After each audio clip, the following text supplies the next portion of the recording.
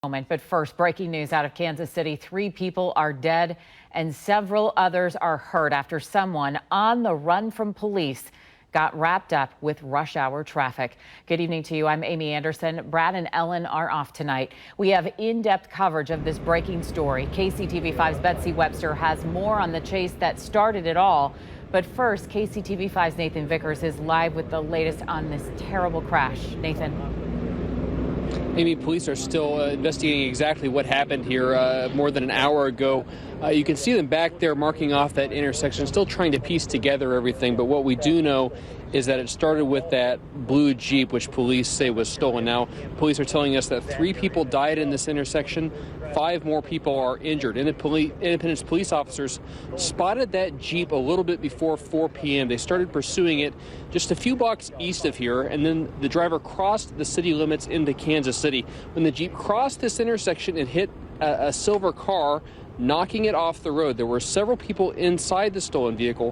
One of them died in the collision, and then also 2 more people in the silver van, in the silver car that was hit, also died. Now, KCPD and Independence officers are working through the heat to determine how the crash happened and how fast that stolen vehicle was traveling. We have what appears to be a fairly high-speed collision involving an angle where the side of the silver Dodge was struck by the front end of the blue Jeep. Now, those 5 people that were taken to the hospital, 2 of them were in the silver car, 3 of them were in that blue Jeep, and police say they're all currently in serious condition, although one of them is in less serious condition. So police are still investigating exactly what happened here, but we're going to continue following this story and bring you an update later. Reporting live in Kansas City, Nathan Vickers, KCTV5 News. Okay, Nathan, thank you for that. Turning now to KCTV5's Betsy Webster, who is also live at the scene there this afternoon. Betsy. Yeah, Amy, I want to fill you in on the chase portion. Independence police say they were behind that Jeep just briefly chasing it. They actually lost sight of it, they say, around that sharp bend. And then when they saw it again, it had already collided with the silver car. As you know, there has long been a debate about police chases, the risks and rewards. Is catching the suspect worth the potential of the pursuit causing reckless driving and leading to a serious wreck like this one?